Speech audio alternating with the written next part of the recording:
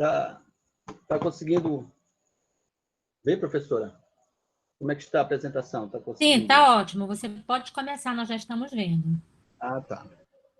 Bem, essa apresentação que a gente vai fazer para vocês foi fruto da dissertação apresentada ao programa de pós-graduação da Universidade Federal do Tocantins, como em Comunicação e Sociedade, né?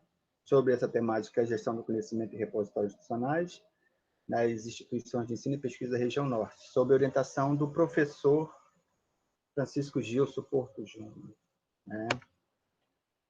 A gente sempre tenta começar a partir do ponto de fala, né? Que é para a gente tentar compreender até que ponto e por que nós chegamos a este tema. Bem, eu estou trabalhando na UFT como bibliotecário desde 2006, então, desde a entrada da universidade, a gente vem trabalhando na CSA, que é a Comissão Setorial de Avaliação, lá em Tocantinópolis, e, consequentemente, de 2007 a 2010 na CPA, que é a Comissão Própria de Avaliação. Então, a avaliação é um dos outros temas que nós estudamos nessa perspectiva de universidade. Estamos coordenador do sistema de biblioteca desde 2011, mas não é perpétuo, vamos ter mudanças em breve, eu espero, né? E nesse intervalo a gente faz sempre os acompanhamentos de avaliação de curso de graduação, presencial e à distância. Desde então, isso tem nos feito participar de vários fóruns nessa parte da universidade de avaliação de cursos, né? E estamos também à frente da gerência do repositório institucional, junto com a equipe, né, que se chama Joyce. Estamos também membros da Comitê Gestor de Acessibilidade da Universidade e membro da CEPAD, né, que é a Comissão Própria de Avaliação Documental. Então, esse nos localizar é importante porque vai nos apontar de por que nós estamos tão envolvidos nesse Senado da Universidade. Então, nessa perspectiva do Senado da Universidade, onde nós estudamos diversos temas, desde 2011 a gente vem estudando, que a nossa resolução do repositório é de 2011, né? Esse tema, né? Por quê? Porque, de certa forma, as universidades elas têm historicamente essa função, né? Que é a de transferência e produção de conhecimento científico, né? Geralmente, e isso se encontra em vários autores dentro de uma literatura bem vasta, né? Que a gente também apontou dentro do nosso trabalho, né? Mas a maioria, como coloca a maior parte deles também, lidam muito com a questão do conhecimento científico do ponto de vista do desenvolvimento das TIs, né? E outra perspectiva na questão organizacional. E dentre essas funções que a universidade desenvolve, encontramos a produção do conhecimento sendo a comunicação do processo fundamental para o ensino, a pesquisa e a extensão. E mais um ponto que vai ser discutido bastante é a gestão, né? Então, essas ferramentas de armazenamento, essa ferramenta de mecanismo de gestão do conhecimento que a gente vem contemplando na criação dos repositórios, com compartilhamento e aplicação do conhecimento, tem sido umas ferramentas muito efetivas no tocante à divulgação da produção científica, né? E, dessa forma, essa pesquisa, nesse cenário, a gente tenta contribuir justamente para a divulgação e visibilidade da pesquisa nas instituições, não só na UFT, né? O início todo foi pela UFT, mas de forma integrada e agregada na região norte toda, né? Em função desse caráter, que a gente vem apresentando esse tema dentro da universidade, com perspectiva também para a região norte, né? E aqui a gente traz um pouco só esse infográfico aqui, que trata da ciência aberta, que a ciência aberta, a taxonomia da ciência aberta, ela está envolvida em muitas outras frentes, né? Mas dentro da ciência aberta vem outras, que é justamente a primeira vertente da ciência aberta, que é onde se encaixa ali a questão da Via Dourada e da Via Verde, que é justamente o acesso aberto de publicações periódicas, né? científica eletrônicas, e o sinal verde, que é nos editores para publicação, depósito de trabalhos em repositórios digitais. Mas quando a gente trata dessa questão da taxonomia da ciência aberta, ela aborda o acesso livre, que é justamente essas duas vertentes que nós estamos abordando. Ela, acesso aberto, também usa dados abertos, reposição aberta de pesquisa, avaliação científica aberta, né? E várias políticas científicas abertas de dados. Então, tem muitas coisas que estão envolvidas, mas que a gente pode entender. E quando a gente traz isso para dentro da universidade, é justamente aí que a gente encontra as inquietações, e fazendo as análises dos sistemas de comunicação científica das instituições a qual estamos envolvidos, aparecem as inquietações. E foi a partir desta verificação, deste movimento, a partir de 2006, que a gente conseguiu chamar muita atenção na universidade.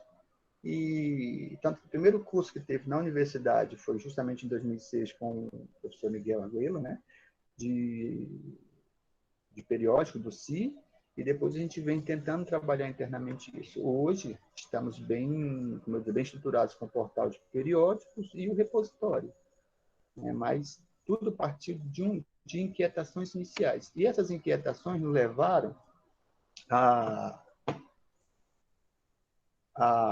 chegarmos a este problema de pesquisa. E eu acho muito interessante, como o meu orientador diz, né? A gente partir de uma inquietação para a gente conseguir problematizar essa inquietação e, ao mesmo tempo, a gente estabelecer diretrizes para sanar essas inquietações, né? Então, quando a gente viu esse cenário, aí a gente chegou a esse problema, né? Em que medida as atuais ações de gestão e produção do conhecimento no âmbito das instituições de ensino superior e de ensino e pesquisa da região norte estão relacionados com a concepção de publicização adotada pela CAPES. Em 2006, a CAPES tinha todos os instrumentos, uma perspectiva, inclusive, de lei, mas que não foi muito adiante, né? Mas a gente já vinha acompanhando a discussão desse período. Quais os impactos da implantação dos repositórios nacionais de acesso aberto nessas instituições para a divulgação, visibilidade e preservação da produção acadêmica dessas instituições? Considerando essas questões do contexto e essa questão do problema, encontramos uma série de instituições de ensino e pesquisa na região norte, que grande parte tem uma produção bem rica, né? Mas essa produção das próprias instituições, até o período, não estava disponível para a comunidade interna. Imagine você conseguir dar visibilidade externamente a essa produção, né? Então, foi daí que veio todas essas inquietações, e nós conseguimos chegar a este problema de pesquisa. Como objetivo geral do processo de pesquisa, nós tivemos esse aqui, que é compreender, né, o processo de gestão da comunicação científica no âmbito das instituições de ensino e pesquisa da região norte do Brasil. E aí, nessa composição desse estudo, a gente também vem acompanhando de longas datas a questão da própria constituição e consolidação da Rede Norte, né, de repositório como um integrante desse processo.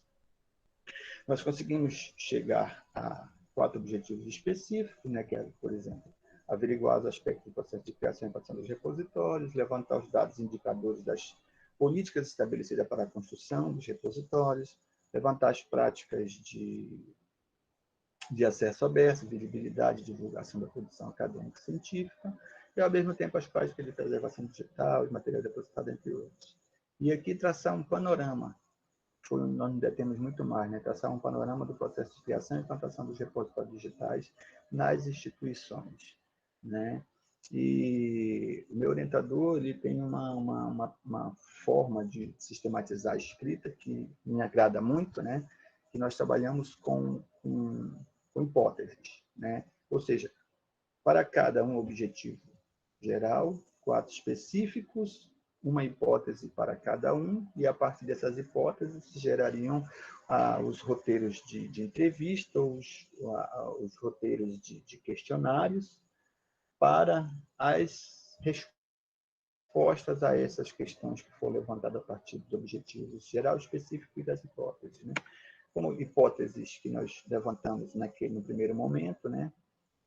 Averiguação do processo de implantação dos repositórios, das norte, as possibilidades de melhoria técnica e administrativas, as políticas estabelecidas para a contribuição das comunidades, coleções e subcoleções digitais, estão surtindo efeitos positivos para que possamos avaliar por meio dos dados, indicadores, os acessos, a visibilidade, dentro do âmbito das instituições, é uma questão também que a gente levantou, né? Aqui, outra hipótese foi a política e prática de gestão são orientadas para as políticas e filosofia do acesso aberto. E o acesso aberto ele tem uma série de princípios que têm que ser cumpridos, não é mesmo? Então, a partir de uma visão geral dos processos de criação e implantação de repositórios digitais, as instituições de ensino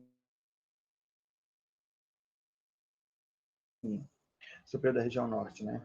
No que refere às políticas estabelecidas, dão visibilidade, chegam a um patamar de deliberação estratégica dentro da instituição, enquanto instrumento de gestão, realmente, dos repositórios. Essa é outra questão que a gente levantou, né? E como a gente explica, a própria metodologia do professor estabelece que tenham essa estrutura de trabalho que você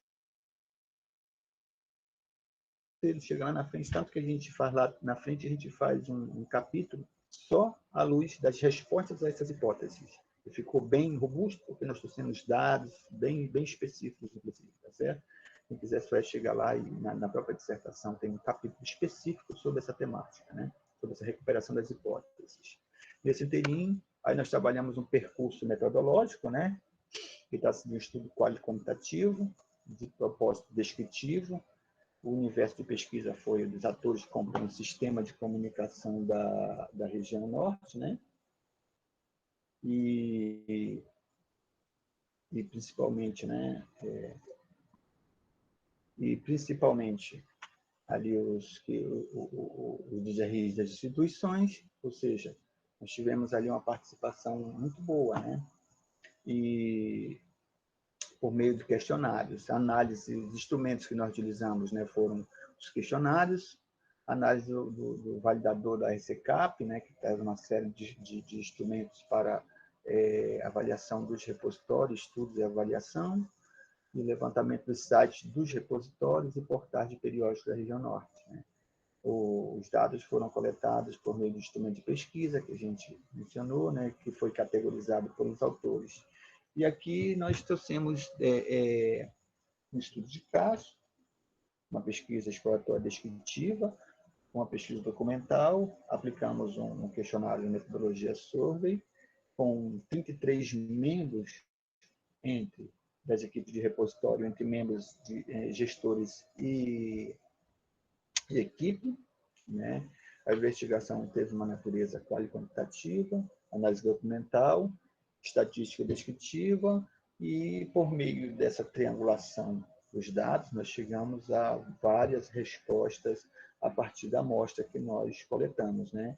É uma amostra intencional, né? E também essa amostra intencional, tem aquele curso de seleção baseado no conhecimento sobre a própria população, né? E nesse sentido a gente traz aqui também a composição dos autores, né? Essa amostra foi intencional, não probabilística, baseada em critérios específicos para cada grupo de atores. Ou seja, nós aplicamos um questionário específico para ter a visão do repositório da operacionalização por dentro, tanto de gestores quanto de suas equipes. Tá certo? Então, a gente tentou fazer isso aí, uma forma de subsidiar também a pesquisa qualitativa. Tá certo? Como resultado, nós tivemos, desse resultado da pesquisa, nós tivemos resultados bem significativos, né? Foi possível reproduzir um diagnóstico atual da situação dos repositórios e das revistas da região norte, mas as revistas somente da área de comunicação e informação. Então, o recorte aqui para esse momento é somente a questão dos repositórios, mas dentro no bolso da dissertação nós fizemos também um recorte para a área das revistas, tá certo? Principalmente da área de comunicação e informação. Foi possível conhecer, a partir deste levantamento, a realidade, né, de dois dos mais importantes instrumentos de promoção do acesso aberto: a criação dos RIs e dos portais periódicos da região norte, que podem ser explicados em função da atuação do IBICT, a iniciativa de profissionais da informação que criaram a Rede Norte, de certa forma sustenta essa Rede Norte como um ambiente voltado para o acesso aberto, e a visibilidade da produção acadêmica das instituições enquanto um recurso que impulsiona a filosofia do acesso aberto, e das redes, principalmente. E aí vem a vanguarda, né, da Rede Norte, que é das redes colaborativas da região norte, uma rede colaborativa, e que está, a partir dessa daí, foi criado outras no Brasil inteiro, né? Agora, desse resultado, a gente traz aqui alguns quadros a partir do retrato dos repositórios nacionais que a gente conseguiu levantar nesse bojo do estudo, não é mesmo? Então, a gente está trazendo aqui para vocês conseguirem visualizar algumas questões que a gente trouxe, que a gente usou bastante para poder fazer as análises, tanto no validador RCCAP, nas páginas do repositório, ou pelos subsídios prestados pelas equipes e pelos gestores nos questionários. Então, por exemplo, dentro esse modelo que nós aplicamos de avaliação, né, dos RIs, é apresentado pela Michele Costa e também pelo professor Fernando Leite, né, e que apresenta a dimensão dos conteúdos, né, a dimensão dos conteúdos disponibilizados nos repositórios, que realiza um agrupamento dos resultados sobre a quantidade de documentos, além da área do conhecimento, né? E nessa abordagem, a investigação está voltada muito mais para a dimensão de estudo e análise, que a gente tem aqui tamanho, tipo, né, e software utilizado, características operacionais, responsabilidades, as políticas do RI, os serviços oferecidos e as áreas do conhecimento. A caracterização, ou seja, total de documentos. Por exemplo, você vai medir o tamanho pelo total de documentos, quantidade de documentos produzidos, tipos de documento. Então, esses elementos, das políticas de funcionamento do sistema, política institucional, política de preservação de conteúdos, políticas autorais. Aqui, nas políticas, a gente vai, a partir dos elementos que a gente vai levantar dentro das informações do documento, e dos documentos disponíveis na página e nos questionários que a gente conseguiu coletar algumas informações como essa, sobre qual é a possibilidade, como estão esse desenvolvimento dessas políticas. Não é isso? E mais à frente a gente tenta refazer esse caminho para demonstrar o que a gente pesquisou, né? E desse modo, a gente, nessa coluna aqui, os elementos de caracterização, e nessa última coluna, as formas de identificação dos elementos, ou seja, como a gente vai colher essas informações para utilização. Tá certo? Mas o mais importante disso tudo é que a gente consegue, a partir da aplicação destes quesitos, desses aspectos que eles nos apresentam, desse modelo de avaliação, a gente consegue fazer um diagnóstico muito efetivo sobre os repositórios, né? Foi isso que nós tentamos fazer. Nessa segunda tabela, a gente traz aqui os critérios essenciais aos repositórios, ou seja, o que caracteriza um repositório como sendo institucional, né? Por exemplo, ser institucionalizado, né? Relacionados explicitamente com a instituição e o armazenamento em que está vinculado, ou seja, está vinculado a uma instituição, né? A forma de avaliação, a avaliação da descrição da RI, né? Por exemplo, tenta fazer aqui, a partir do referencial teórico desenvolvido nesse instituto, da construção dos instrumentos de coleta de dados. Então, o primeiro instrumento é o conjunto de critérios que a gente utilizou para a seleção dos sistemas classificados como RIs. O segundo é o conjunto de elementos para a descrição desses repositórios, né? Então, aí a gente fez esse levantamento nos instrumentos que nós apresentamos por meio da página dos repositórios, por meio dos questionários, por meio do validador RCCAP, né? E dessa forma a gente vai agregando a partir desses elementos outros elementos que a gente vai apresentando um pouquinho mais à frente, por exemplo.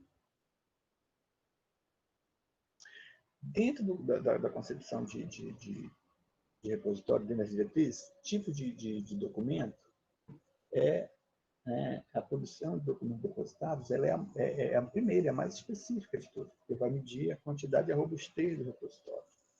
Mas, então, a primeira dimensão a ser analisada sobre esse referencial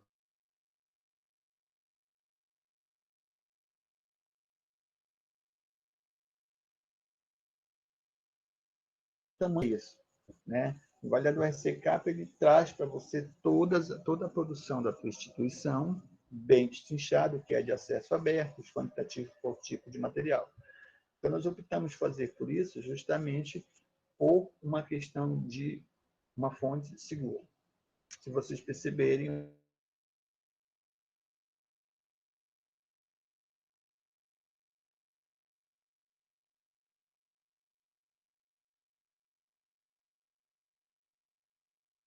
da Universidade Federal do Tocantins não se encontra, porque é encontrativo. Então, a gente não consegue, por exemplo, indexar algumas bases internacionais que agregam repositórios, porque não consegue fazer a coleta das nossas informações. Né? Mas aqui a gente conseguiu averiguar, a partir dessa demanda do RCCAP, por exemplo, 35% da produção, da produção depositada nos repositórios são de periódicos. Né? 32% a caracteriza pelos trabalhos acadêmicos, que são teses, dissertações e TCCs, no geral. Né? Relatórios técnicos, 16%, e eventos, 10,5%. Os outros são amostra bem menor, então a gente não caracterizou diretamente, mas a composição dos tipos de documentos nos repositórios, eles estão nessa perspectiva, né?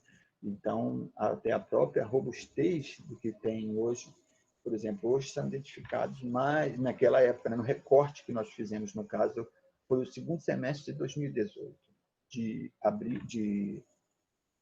julho até final de agosto, nós fizemos esse levantamento. Tínhamos identificados 22.980 documentos depositados nos 11 dos 14 repositórios da região norte. 2 repositórios a gente não conseguia mapear, no caso, 3, o Rio FAC, que estava em fase de estruturação, o Rio Unifap e o DFT, porque o AIP não estava dando inválido. Né? Mas o restante nós chegamos a estes quantitativos. Né? Esse outro quadro que nós trazemos, que são a quantidade de RIs da região localizada por fonte de pesquisa. Veja bem, o que nós trazemos não é uma novidade grande, né? Porque, por exemplo, o ROAR, ele é uma... Aqui, por exemplo, o ROAR é uma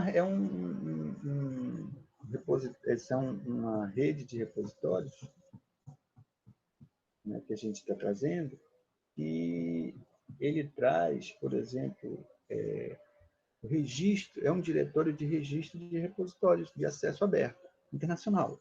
Então, todos os repositórios estão, de certa forma, que existem hoje, estão incluídos lá dentro. Hoje tem mais de 4.600, pelo menos em 2018 tinham 4.600 repositórios classificados dentro desse repositório. Isso só na América Latina. Né? O OpenDoA é outro repositório, outro diretório de repositório de acesso aberto. E vejamos a quantidade, 4. Dentro do repositório brasileiro, isso aqui fazendo recorte para a região norte. O que nos trazemos aqui? Da região norte, esse repositório brasileiro é gerenciada pelo IBICT, né?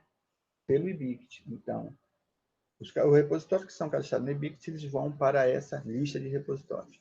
Outra fonte que nós temos foi do questionário de pesquisa, que foram aplicados. Né? Aqui nós identificamos 16 repositórios. No entanto, só 14 que responderam o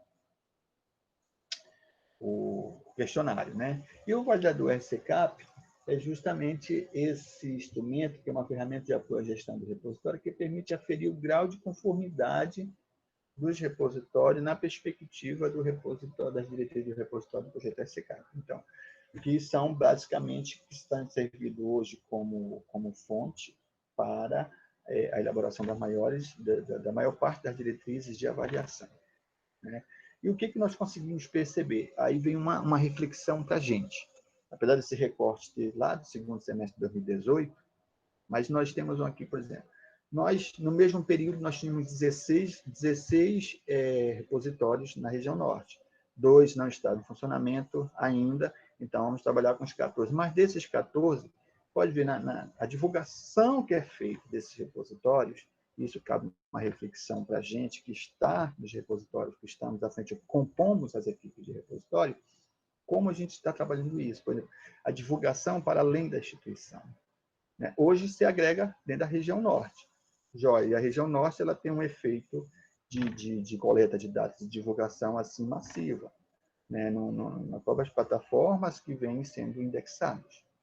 Mas, individualmente, por exemplo, para se registrar no ROAR, é individual o registro. Então, cada instituição tem que entrar lá, fazer o registro e para se ter visibilidade. Então, a reflexão que nós trazemos aí é justamente nesse sentido, de que, mesmo que a Rede Norte hoje consiga dessa visibilidade, a instituição, por si só, ela tem que também fazer esse cadastro para a visibilidade das suas ações, dos seus conteúdos, né, das suas políticas, principalmente, né?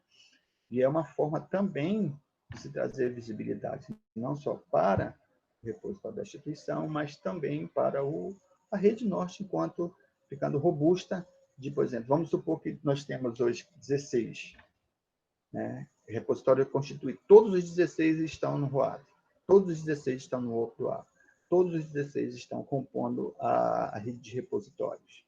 Todos os 16, quando se faz a pesquisa no validador do RCCAP, estão com os seus metadados constituídos, consolidados. Então, seria um patamar de equidade entre os repositórios muito boa, né? Que estaríamos bem mais à frente do que nós poderíamos estar hoje. Certo? Mas isso é uma reflexão que trazemos, porque isso aqui pode ser até uma fonte de estudo mais tarde, né? Nessa perspectiva, a gente também está trazendo aqui um outro quadro que a gente conseguiu avaliar a partir desse validador RCCAP, né, dos repositórios da região norte, que está falando do tipo de acesso aos documentos. Porque um dos princípios da filosofia do acesso aberto é justamente essa questão do acesso aberto e restrito, né? E como podemos verificar por essa tabela, né, a gente não tem, por exemplo, várias instituições que têm um número muito grande de documentos em acesso restrito, né? Isso aqui é um fator negativo. Por quê? Porque com a própria pesquisa de coleta de dados, esses dados, mesmo que eles sejam coletados, eles não podem ser divulgados na sua íntegra. E aí é que entra uma questão que são os revestidos, que são a questão das coletas de dados, né? Porque quando você coloca a restrição de acesso, já tem um problema lá na frente na coleta dos dados, né?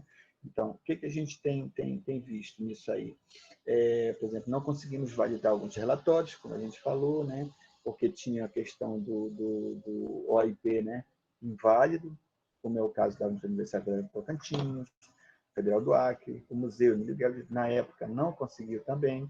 Outros, bem na época foi lançado o... Aí, gente, aqui. Bem na época tinha sido lançado do repositório do IEC, né, que o Estevão Chagas também tinha pouca coisa alimentada, e o de Rondônia tinha um número significativo, né, todos em acesso aberto, e chamou a atenção a quantidade do INPA e da Universidade Federal do Amazonas, em acesso restrito, né? Mas esses, né, lembrando que O recorte dessa pesquisa no laboratório ela foi entre os períodos de julho e agosto, até o dia mais ou menos 10, 15 de setembro, para a consolidação dos dados, para a gente poder fazer essas análises, tá certo? E o outro quadro que nós trazemos também desse retrato dos repositórios é demonstrativo de área do conhecimento. Aqui a gente consegue perceber que as categorias utilizadas para a classificação do conhecimento apresentada nos repositórios são orientadas pelo Conselho de Desenvolvimento da CAPES, que é a tabela diária da CAPES, se vocês perceberem, né? Então, alguns fatores relacionados com a direção organizacional das instituições e as disciplinas, né? E as disciplinas, alguém tá com o microfone aberto, né? Só um instantinho, Edson, por favor, quem está com o microfone aberto, pode fechar, por gentileza? Pronto, Edson, pode continuar. Tá ok. Então, a partir dessa categorização da área de conhecimento da CAPES, alguns fatores que são levantados também é devido à própria instituição, né? Que essa é a organização, disciplina dos padrões da comunidade científica da instituição. Então, hoje, o que nós conseguimos apurar naquele dia, naquele período da pesquisa, é, por exemplo, as ciências humanas, com 19%, com mais de 19% um pouquinho, é o grande, ainda tem a maioria da quantidade de documentos depositados, independente, tipo assim, da organização do repositório. Tem muitos repositórios que se organizam por área do conhecimento, como agregadores. Vários outros que a gente percebeu que se organizam por fonte produtora.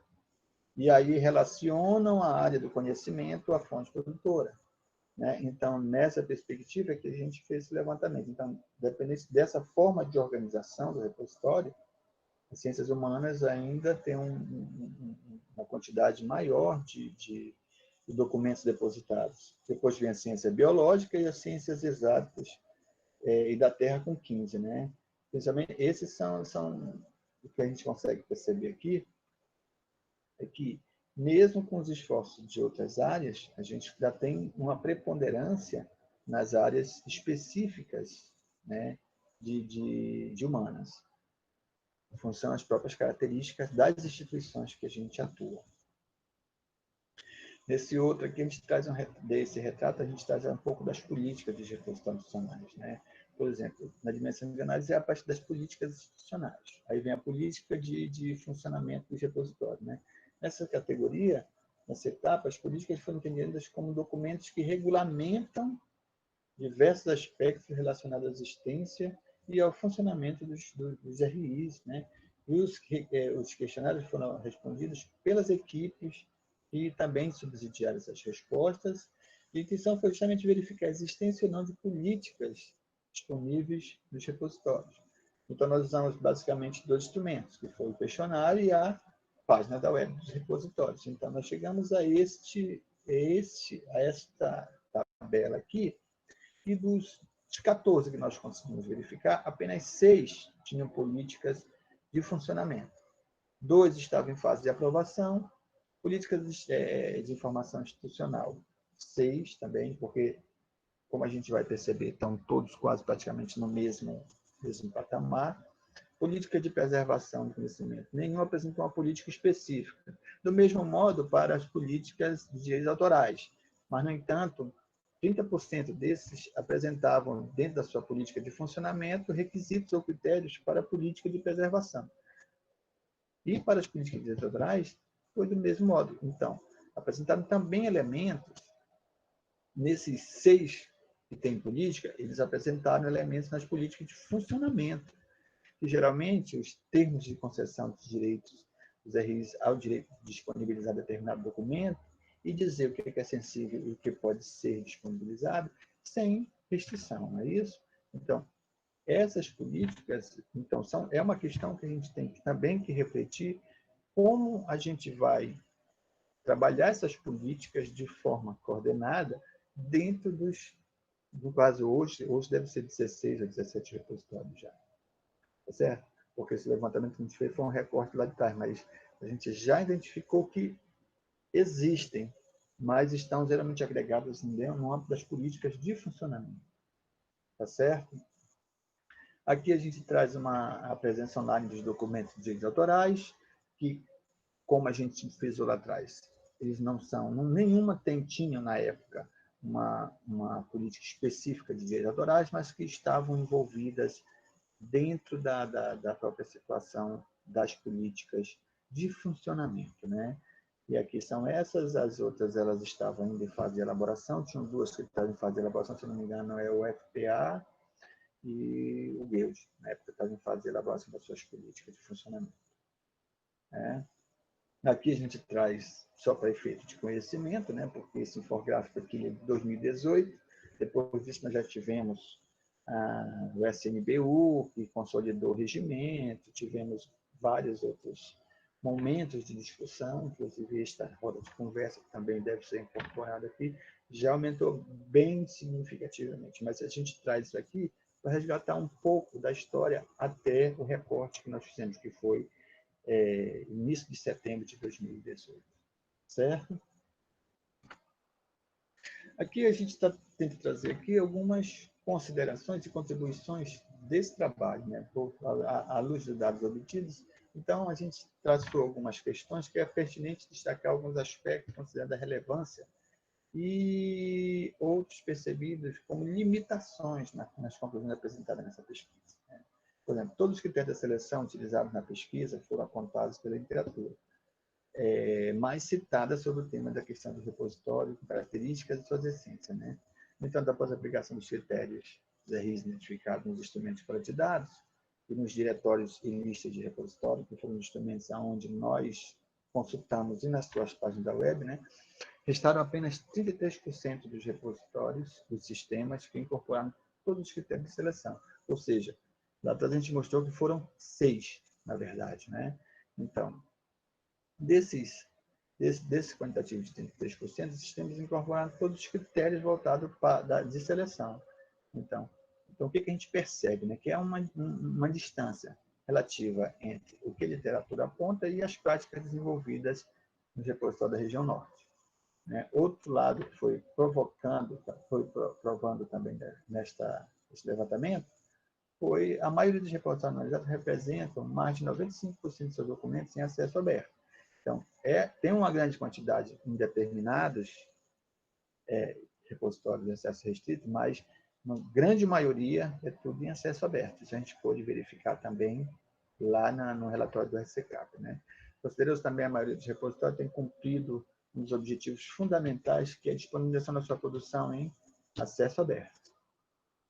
Outra caracterização dos repositórios que a gente também conseguiu identificar a partir das 8 categorias analisadas, por meio justamente do referencial teóricos, foi sobre os resultados. É importante estabelecer as seguintes conclusões: que a quantidade de documentos apresentados nos RIs é significativamente grande em comparado à encontrada em outras regiões. A gente não conseguiu, por exemplo, eu consegui perceber a partir de outras verificações, né, em função deste agrupamento por meio do portal da região norte. Aí vem aquele entendimento de que juntos somos mais fortes. Aqui o resultado. Então, nós conseguimos ter um volume muito grande de material hoje agregado à rede norte e superamos muitas outras regiões, aí, grandes regiões produtoras de conhecimento e de produção científica, mas que no momento dessa pesquisa não estavam agregados. Por quê? Porque foi a primeira rede a ser criada, né, foi a rede norte. Né? Outras questões também que foram levantadas, que a maioria parte das documentações são artigos. E isso foi percebido como um ponto fundamental para a consolidação dos RIs, para o cumprimento do objetivo da assessoria. Você lembra lá quando a gente apresentou a taxonomia? Então, dentro dos repositórios, os internacionais, pelo menos o que a gente conseguiu levantar, eles têm também um número muito grande de periódicos, relatórios de pesquisa. Né? Então, o que a gente pôde perceber quando a gente fez o levantamento de tipologia de documental que se encontra nos repositórios, a gente percebe que existe um grande número de artigos e periódicos. Né? Em segundo lugar, aparecem as dissertações e TCCs, que são documentos relevantes na função dos repositórios, em função da própria repositórios estarem vinculados ou estarem integrados a universidades públicas, né, a centros de pesquisas públicos, né, e isso dá esse caráter também dessa produção.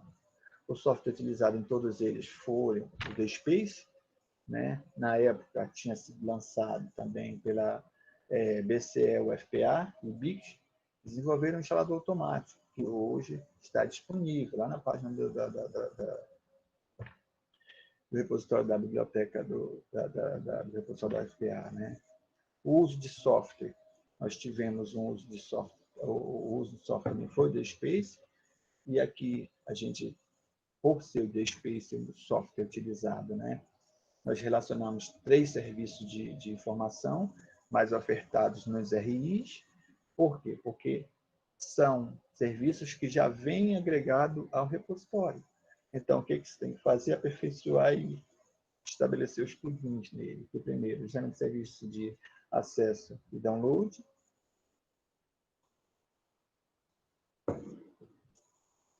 O segundo é o serviço de alerta, oferecido por todos os sistemas que utilizam o DSpace. E o terceiro é o RSS, que é justamente um sistema de notificação de usuários, né? Também tem um repositório. Muitos só precisam ativar os seus plugins e normatizar ali as informações que vão ser disponibilizadas, né? As políticas mais presentes entre os RIs foram classificadas como a política de institucionalização e política de funcionamento, sendo suficiente ainda a presença de políticas de direitos autorais e a política de preservação digital, para que tratam especificamente dos RIs, né? Outra informação que consta no levantamento de dados sobre a forma de povoamento, a gente pede também que a gente pode observar que a tendência de depósito mediado. O único que a gente percebeu que tinha a questão do autodepósito era, na época, era o da UFAM, né? As outras, praticamente todos, era o depósito mediado, né? Pelas equipes do repositório. Como forma de manutenção e padronização dessa preservação. Ou seja, quando você faz o depósito mediado, você tem a qualidade dos seus metadados maior, né? Pelo menos isso a gente conseguiu identificar nos instrumentos de coleta de dados, nos questionários. Mas também, outro fator interessante que veio é que o autodepósito vai ser uma questão de tempo para ser implementado. Pelo menos em algumas instituições foi isso que nos disseram, né? Mas hoje, no período do levantamento, a tendência era justamente para o depósito mediado pelas equipes que constam no repositório, bibliotecários e suas equipes. Tá certo? E, por fim, a importância que se dê continuidade a esse trabalho, porque a gente não tem nenhum tipo de pretensão, né, de fechar esse tema ou dar por encerrado, pois as reflexões abordadas fazem parte de um recorte limitado, onde, de certa forma, omite algumas possibilidades de análise, né? Porque ou nós nos focamos no que nós nos propomos, mas tem uma outra infinidade muito grande de possibilidades, inclusive a partir do que nós levantamos, né? Então, se aponta sugestões de novos estudos, como o impacto do gerenciamento de dados na pesquisa dos RIs, a presença de disciplinas de exatas naturais e ciências humanas com maior participação de documentos disponíveis no RI, os resultados podem se ajudar também a mapear elementos que favoreçam outras estratégias de povoamento de outras áreas do conhecimento, que pode ter um grande potencial para aplicar nas outras áreas, né? A influência das políticas de preservação disponíveis no repositório da manutenção e mudança de suportes futuros. Esse também é um tema muito pertinente que, na época, a gente não conseguiu, como não tinham as políticas específicas, a gente não conseguiu identificar, e a análise comparativa do desenvolvimento de redes colaborativas com a rede norte de repositórios, com outras do próprio país ou de outros países, porque existe, pelo que a gente pôde levantar na época, experiências no Chile também de redes cooperativa, né? E, se não me engano, na Argentina, isso na América Latina. No Brasil, no período, nós fomos nos vanguarda nessa constituição de redes.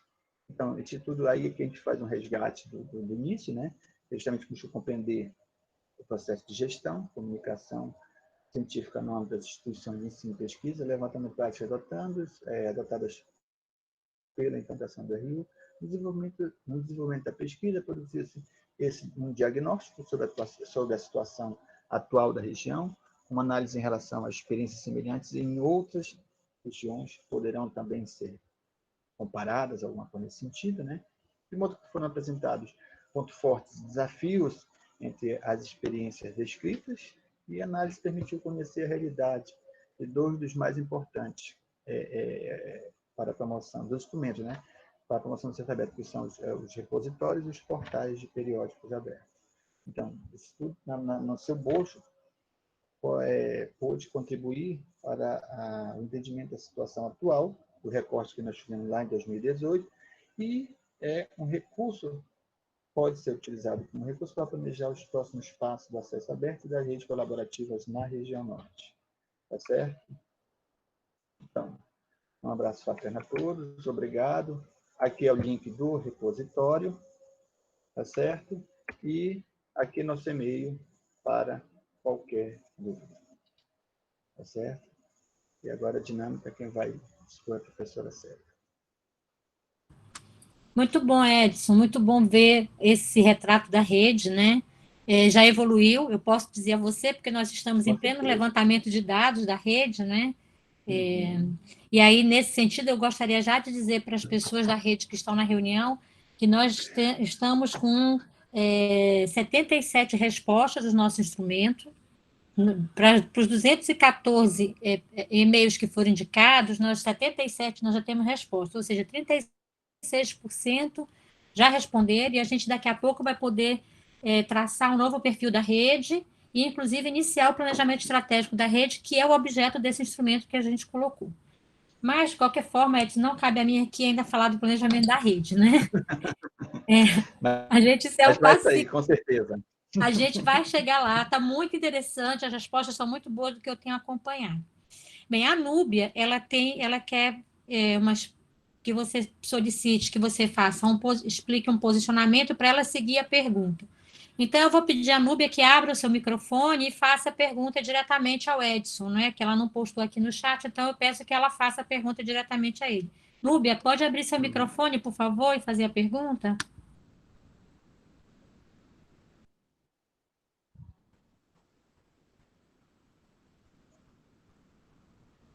Acho que a Núbia, ou ela saiu,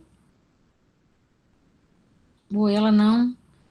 Ela pediu aqui no chat que ela queria falar, e aí eu estou dizendo a ela, então, que abre o microfone.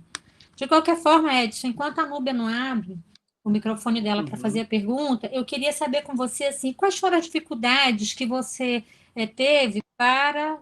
o microfone da Núbia não está abrindo, ela está colocando aqui para a gente no chat, ela está tentando.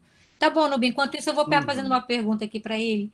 Edson, quais são as dificuldades que você encontrou para realizar a pesquisa nesse universo que é a Rede Norte?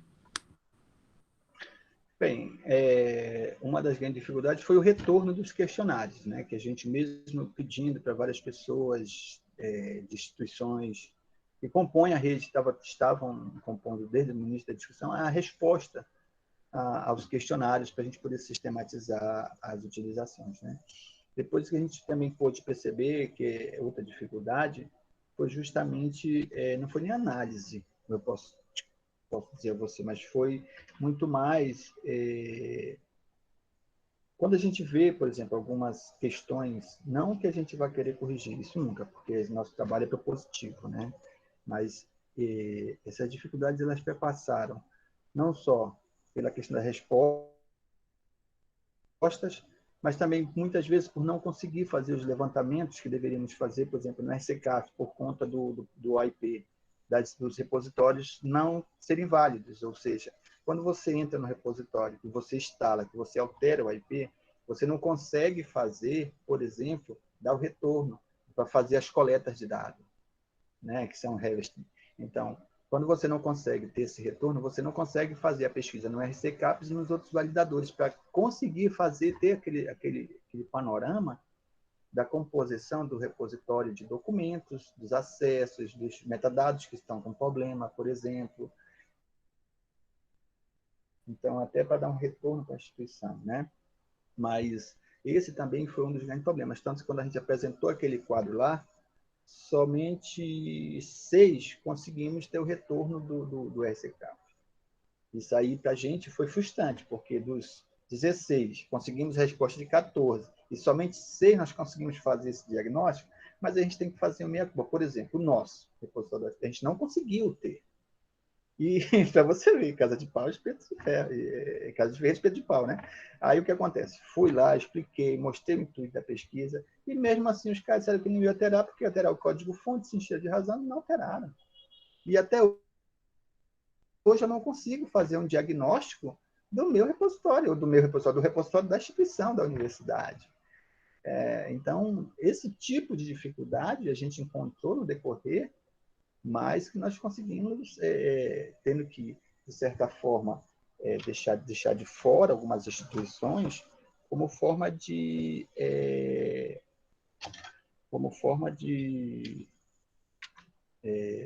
da sequência e finalizar a pesquisa, tá certo? Mas esses foram os maiores problemas que tivemos. Inclusive, o Anderson nos perguntou aqui como faz para poder estar dentro do validador do RICAP, né? E eu já postei aqui e postei lá no nosso grupo, lá no WhatsApp do grupo da Rede Norte, qual é o caminho. Deixei o link para que vocês possam fazer essa validação, essa inscrição, porque, como o Edson bem colocou, a inscrição no validador da RICAP, ela é individual, cada instituição é que faz. A gente não pode fazer um pela Rede Norte. Cada repositório tem que fazer o seu, e aí depois a gente pode até buscar consolidar um dado pela Rede Norte. Mas se vocês não fizerem a inscrição no validador, a gente não pode fazer, enquanto rede. Não consegue, exatamente. Né? Enquanto rede não consegue. E outro fator interessante, professor, aqui, por exemplo, como ele faz pelo IP, nós fizemos também esse diagnóstico, esse recorte, no portal de periódicos das revistas da UFT. Para pelo menos 5 revistas, nós fizemos esse sistematização, entregamos aos editores-chefes, né, esse diagnóstico. E eles fizeram a correção dos metadados aonde não estavam de acordo, e até para que o DOI possa ser emitido ou anexado a esses periódicos, foram muito boas, porque hoje nós temos um número bastante significativo de instituição, daqui na instituição, de revistas, com um padrão B2, B1 e até A2, e com a atribuição do DOI, a partir dessa verificação do validador RCCAP na sua composição dos seus metadados. Metadados que não estavam conseguindo ser verificados lá pela questão do handling para atribuição, conseguiu-se. É o COTS-REPS, né? Então, é realmente muito, muito boa quando a gente consegue fazer esse diagnóstico. Uhum. Inclusive, eu quero lembrar vocês que a inscrição, não é? Que cada recurso nosso, então, para a instituição que tem mais de um repositório, ela tem que escrever cada um deles separadamente, tá? Então, vocês precisam escrever. Quem tem repositório de revista vai ter que escrever suas revistas. Então, cada um separadamente, porque ele coloca dos recursos que são utilizados para poder fazer a validação, ok? Acho que a Núbia já conseguiu habilitar o microfone dela. É isso, Núbia? Isso, vocês estão ouvindo? Estamos, pode fazer sua pergunta. Eu tive que sair, configurar para depois entrar novamente. Eu vi, sim. Então, pode fazer sua pergunta, o Edson está ali. Nós estamos lhe ouvindo. Tá, Joia, muito obrigada pela oportunidade. Eu me chamo Núbia, eu sou bibliotecária aqui na Universidade Federal do Tocantins, colega de trabalho do Edson. E um abraço para todos os colegas que estão presentes. E a minha pergunta, Edson, na verdade, eu vou primeiro fazer uma indagação para depois você me responder, né? O que acontece? Eu tenho uma dúvida muito grande, porque na base de tese e dissertações do IBICT, aproximadamente no ano de 2009, eram poucas universidades que tinha, que remetia, né, todo o seu repositório institucional. Então, acho que era aproximadamente umas 40. Hoje, se eu não me engano, são 118 instituições. Nesse caso, assim, a pergunta é, obviamente, que essas instituições mais antigas, o USP, o Unicamp, que já tinham depositado seu material lá, consequentemente, terá mais teses e dissertações, né, em virtude do tempo também. E um outro detalhe é a questão seguinte, tem algumas universidades, algumas instituições, que quando você entra no repositório institucional deles, você já consegue recuperar aqueles materiais, teses, dissertações do ano de 1998, no ano de 1994. Aí, Edson, a pergunta é o seguinte, como fazer, ou se fazer, se pode, se existe, como que o repositório da Rede Norte está fazendo para que todo esse material de escritos, seja de alunos da pós-graduação que passaram pela universidade, como que está sendo essa comunicação? Vocês entram em contato com a pessoa para poder indexar no repositório ou não? Porque o da UFT é bem recente, se eu não me engano, acho que tem uns 4 anos, 5 anos, eu não lembro, mas o Edson tem mais propriedade para falar do que eu. Mas, levando em consideração a isso, então a Universidade Federal do Tocantins terá menos documento, em virtude porque é muito recente, assim como outras instituições da Rede Norte, né? Então, Edson, assim, como a gente pode, para ampliar esse número, o acesso das pessoas para os usuários, né? Dessas informações, como que se dá isso? A universidade entra em contato com a pessoa que escreveu a tese, a dissertação, tipo, anterior ao ano de 2004, eu não sei, como que se dá isso? Ou não, é a partir de agora para frente, então, a partir de agora para frente, todos os programas de pós-graduação, eles têm que redirecionar todo o material que foi produzido e defendido de teses e dissertações, para que a universidade indexe esse material. Então, a pergunta é essa. Não sei se ficou bem claro. Sim, sim. Bem, com relação a... como eu não usei esse critério para fazer um levantamento nas outras instituições, o que eu posso falar é da experiência da UFT, o que nós temos feito. Né? Nós temos, a partir de 2011, que foi a criação do repositório, então já se tornou obrigatório, então a gente vem trabalhou um fluxo bastante tempo com os programas de pós-graduação. Em 2011, nós tínhamos pouco mais de 5 programas de mestrado e 2 doutorados, então era muito pouco a nossa produção nesse sentido, né?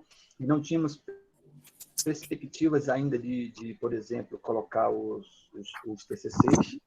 Então, o que nós fizemos quando realmente nós implantamos? Como a gente vinha estabelecendo o fluxo, então nós já tínhamos um montante de documentos que estavam dentro dos padrões que estabelece a resolução, porque a resolução ela foi construída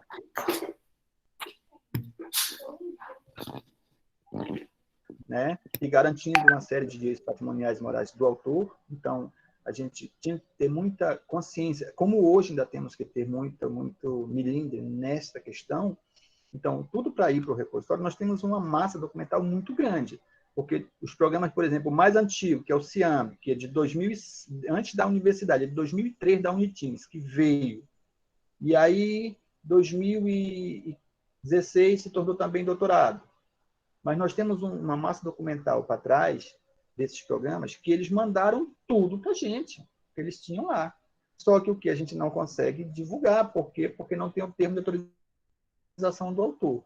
Então, a gente manda e-mail, a gente usa o relatório, usa os dados, usa o banco de dados, inclusive, da política de egressos, para mandar para essas pessoas e-mail, solicitação, pedir para ele dar o termo, manda o termo, explica tudinho, mas o camarada não retorna. Então, esse material está lá, mas não pode ser divulgado. Né? Essa daí é uma questão. Agora, com a massificação da pós-graduação na universidade, a gente, com esses programas novos, praticamente, se você pegar os programas criados de 2012, 13 para cá, praticamente todos estão com bastante quantidade de documentos no repositório. Agora, os mais antigos, a gente tem que estar fazendo esse chamamento via coordenação dos programas, via política de egresso, dentro do próprio formulário que é enviado para os egressos da pós-graduação, a gente pedir, fazer um chamamento por lá para que eles venham a fazer o depósito no repositório. Agora, não é uma coisa que a gente, naquele período, não tinha a obrigatoriedade. Então, quer dizer, não tem obrigatoriedade, então está de boa. A gente tem trabalhado mecanismos, inclusive, de constar nos próprios editais de pós-graduação, mecanismos que obriguem o aluno, ao final, depositar. Outra questão que nós estamos trabalhando agora na universidade é a questão do diploma digital. O diploma digital tem 2 fluxos na biblioteca, que é onde nada consta, e o outro, que já é o TCC final, a dissertação, a tese final, aonde, quando o bibliotecário que faz análise da documentação, ele já baixa aquele material, tanto o termo, quanto a versão final da dissertação, da tese, do TCC, e a ata de defesa. Então, baixou isso aí, ele segue o fluxo normal para submissão no repositório. Mas que sem esses elementos de garantia de autoria, a gente não consegue submeter. Eu acho que isso é uma dinâmica que funciona para quase todos os repositórios, né, da região norte. Eu imagino que sim. Eu imagino que sim, viu, Edson? Porque, Núbia, essa não é uma questão que a Rede Norte possa inferir, porque isso vai, obviamente, da particularidade, da autonomia de cada instituição. Eu poderia relatar para você como algumas instituições equacionam esse problema, mas a Rede Norte não tem o poder de determinar que seja feito dessa forma, porque, na verdade, a gente é um consórcio, então a gente respeita as particularidades de cada um e a forma como cada um trabalha. Mas eu entendo que o principal problema é realmente nessa autorização de publicação. É aí que se engata tudo, vamos dizer assim, não é? Exatamente. Edson Nilzetti fez um comentário aqui para a gente, dizendo que o repositório da UFRA, né, que é o Rio UFRA, o problema é o TI, ela está dizendo aqui. Não é? É o nosso velho problema, lá, né? Não.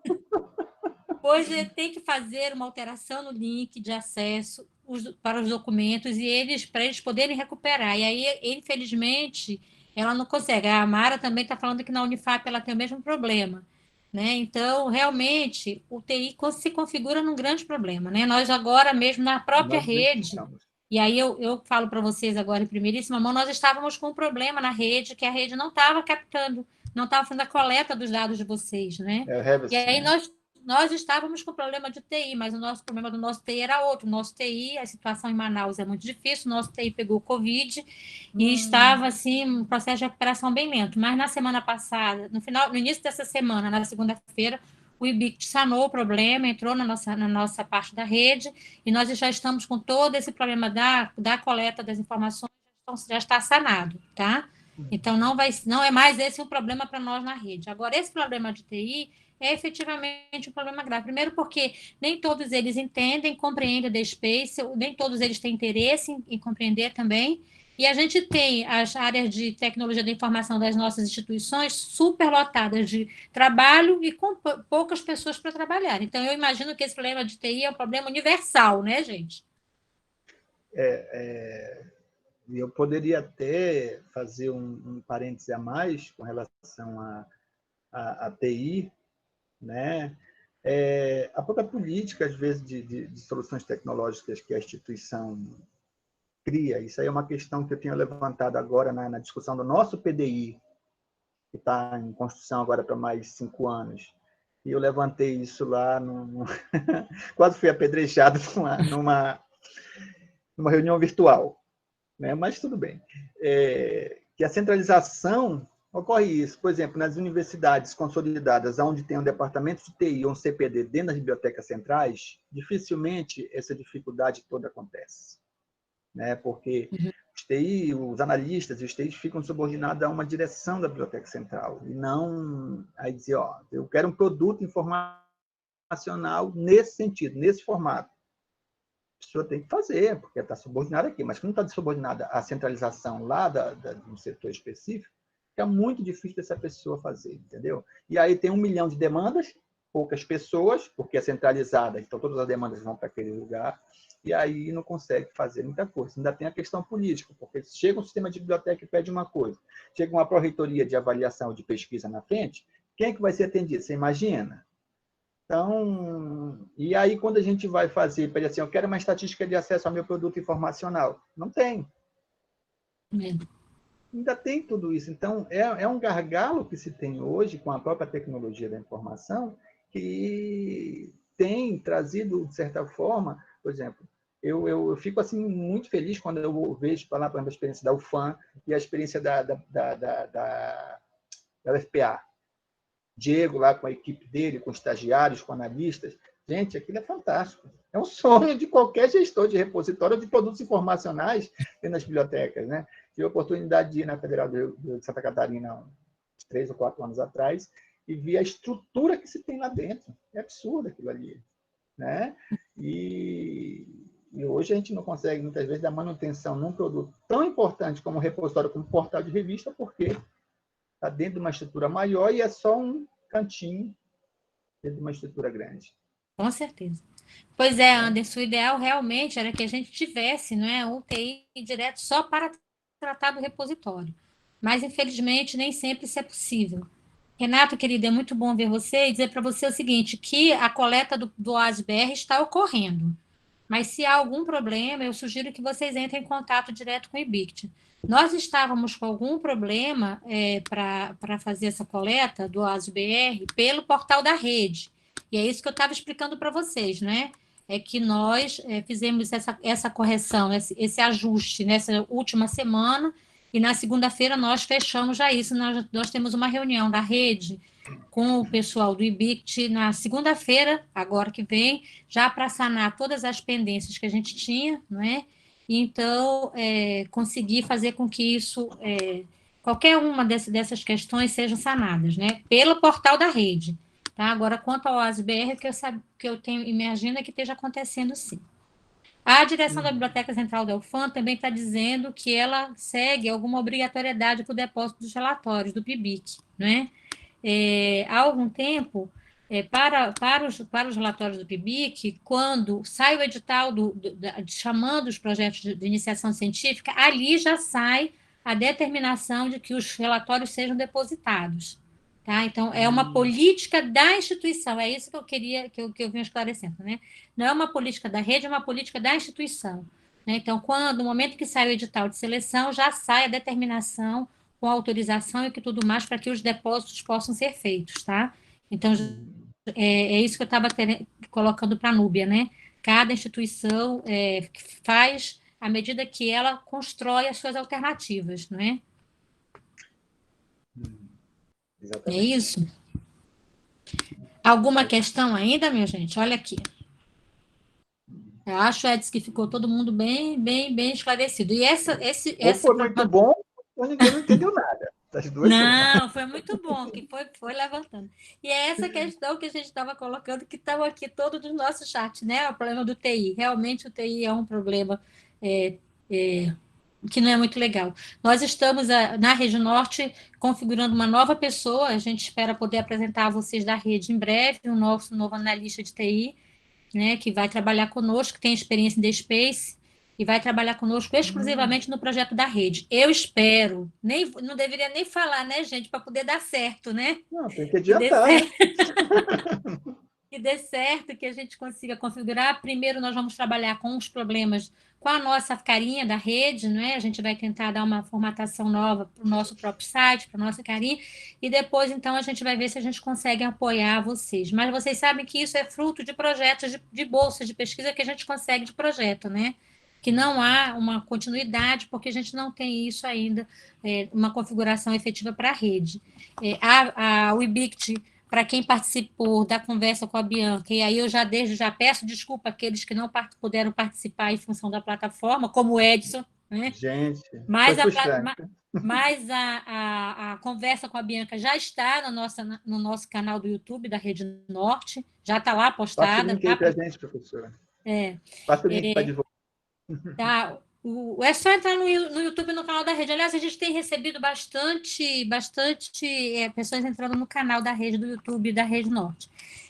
A Bianca, naquele momento, convocou uma reunião com os coordenadores regionais e nós estamos na expectativa de ver quais são as propostas que o IBIT vai fazer para a rede, porque, na verdade, a gente tem trabalhado com as nossas iniciativas, como o Edson bem colocou na fala dele e no trabalho dele, a Rede Norte é resultado dos nossos esforços, né?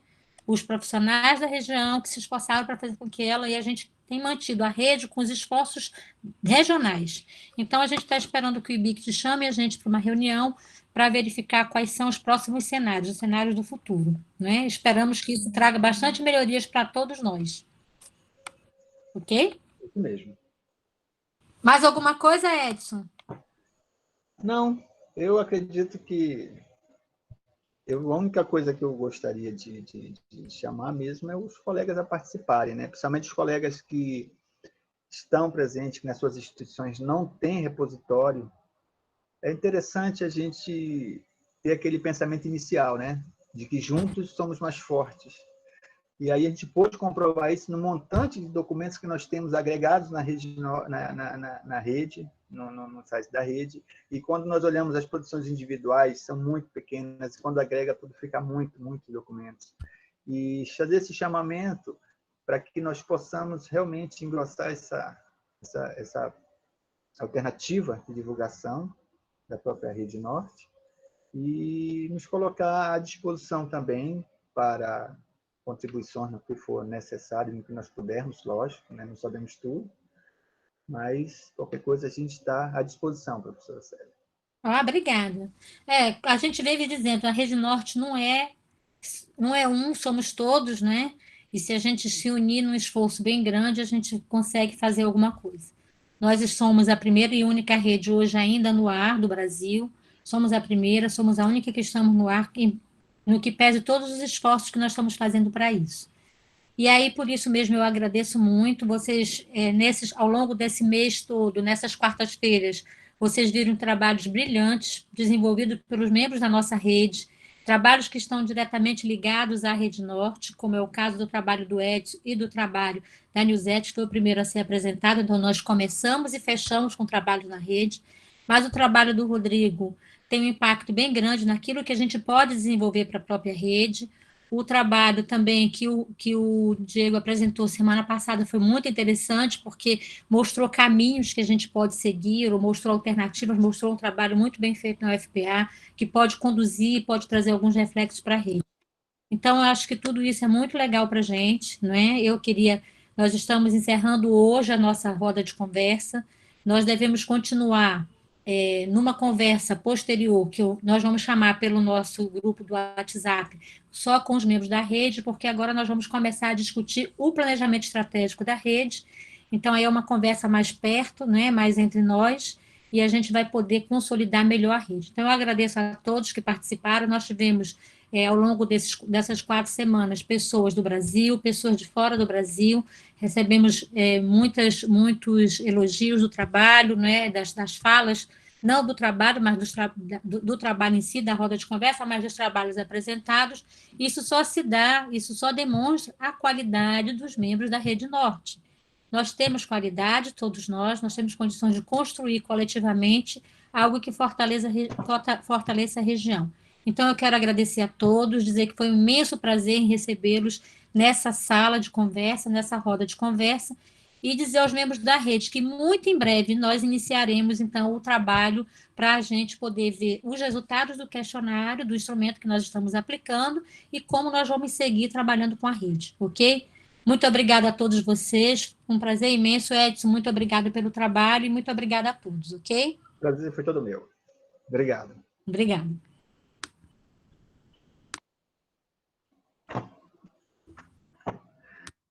Muito bem.